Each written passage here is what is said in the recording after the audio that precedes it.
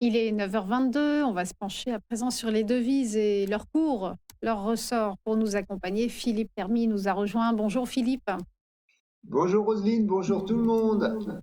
Vous êtes trader, formateur sur traderchange.com et ancien chef trader d'une banque centrale. On va, Philippe, d'abord évoquer les événements de la semaine à venir et à commencer par le rapport sur l'emploi américain. Enfin, serait-on tenté de dire, les créations d'emplois tant attendues d'octobre et de novembre seront publiées. Oui, alors plus précisément, donc le Bureau of Labor Statistics, le département des statistiques du travail donc américain, ne publiera qu'une partie des chiffres du mois d'octobre et il n'y aura pas de taux de chômage, par exemple. Et évidemment, sauf en cas d'écart significatif sur les créations d'emplois, les traders apporteront donc plus d'attention aux données du mois de novembre. Alors, on s'en rappellera qu'il y a eu les licenciements et les départs du haut Doge, donc le département qui avait été dirigé par Monsieur Elon Musk, et donc il devrait impacter les chiffres d'octobre, car 150 000 employés fédéraux ont choisi donc de prendre le package de départ qui avait été proposé. Les économistes de banque, du coup, anticipent des destructions de l'ordre de 80 000 emplois pour octobre, suivi de création de 65 000 emplois pour le mois de novembre. Alors que, bon, ce qu'on regarde quand même, c'est que sur le graphe, on voit que les créations d'emplois ont ralenti durant toute l'année 2025 et elles se situent maintenant en dessous du niveau moyen constaté donc avant dans les années pré-Covid. Alors, donc, les emplois ralentissent, mais on a aussi les licenciements du fait des entreprises qui ralentissent aussi, ce qui fait penser aux économistes que le taux de chômage de novembre devrait se maintenir aux alentours de 4,4%. Le shutdown donc devrait se voir dans le chiffre du mois d'octobre du chômage, mais ça tombe bien puisqu'il ne sera pas publié, comme je viens de vous le dire, ce qui évitera une volatilité sur les marchés, je dirais inutile, puisque l'événement est passé. Donc pour ceux qui vont trader ce rapport sur l'emploi, on ne sera donc pas surpris par un chiffre de création catastrophique en octobre et on portera plutôt notre focus sur les emplois privés.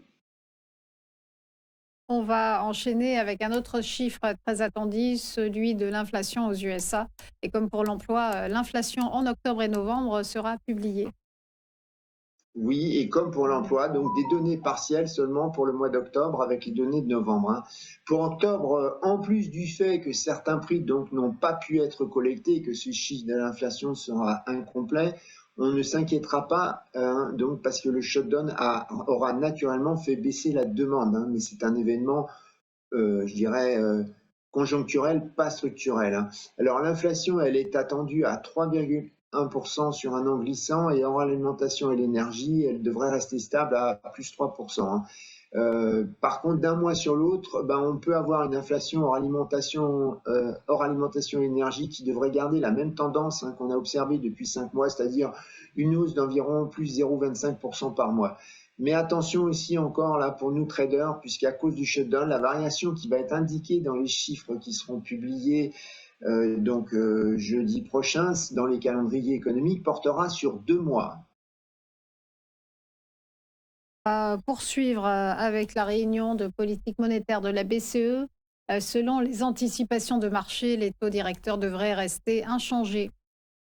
Oui, alors tout à fait, mais on s'aperçoit qu'au sein des membres du Conseil des gouverneurs, la tendance est en train de changer pour une attitude plus hawkish.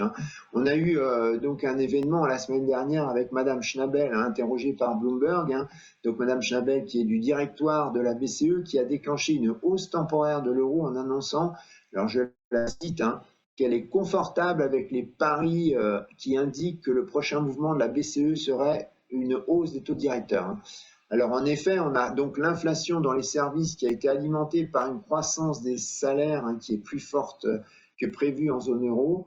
On a aussi la croissance de la zone euro au troisième trimestre qui a été affichée à plus 0,3%, alors que la BCE avait prévu plus 0%. Donc voilà, on s'aperçoit que c'est pas trop voilà, il n'y a pas trop de la récession, on s'en écarte, je dirais. Mais lors de la réunion, on pourrait avoir quand même Madame Lagarde qui pourrait continuer de déclarer que la politique monétaire reste appropriée, donc tout en indiquant que les risques à la baisse de l'inflation ont diminué, hein. Par contre, elle devrait aussi réitérer son approche prudente, hein, qui est dépendante donc des chiffres économiques à venir. Et ceci pourrait décevoir les traders qui seraient devenus aussi héros, hein. Donc, si on regarde les swaps interbancaires Euro Short Term Rate, on voit que les traders institutionnels pensent que les taux directeurs donc, devraient rester inchangés jusqu'en juillet 2026, mais on a encore une petite baisse qui est pricée très très légèrement donc ultérieurement, hein. Mais le prochain mouvement serait donc plutôt une hausse des taux directeurs, hein, mais celle-ci n'est pas donc pour demain, selon ces traders sur les swaps interbancaires, elle serait plutôt attendue à partir de 2027, hein. Alors on surveillera lors de la réunion, hein, si les prévisions macroéconomiques de la BCE ont changé. Et d'ailleurs, on aura pour la première fois celles de 2028, hein, qui vont être très scrutées donc, par les traders institutionnels. Union de politique monétaire de la BOE, la Banque d'Angleterre, et la baisse du taux directeur est largement intégrée par le marché. Oui, donc après avoir laissé son taux directeur inchangé en novembre, la Banque d'Angleterre devrait l'abaisser à nouveau donc à 3,75%, comme attendu. Alors on a l'inflation au Royaume-Uni qui a ralenti à 3,6% au mois d'octobre, comme le prévoyait justement la Banque d'Angleterre, hein. On a les destructions d'emplois qui s'accélèrent, on a le taux de chômage qui est monté à 5%, hein, et la croissance en octobre qui a affiché une contraction de moins 0,1%, hein. Alors, on va avoir très certainement des membres votants qui seront partagés avec un vote 5 contre 1 en faveur d'une baisse, hein, contrairement à ce qui était attendu, enfin, ce qui avait été voté la fois d'avant, 4 contre 5 en faveur des taux inchangés.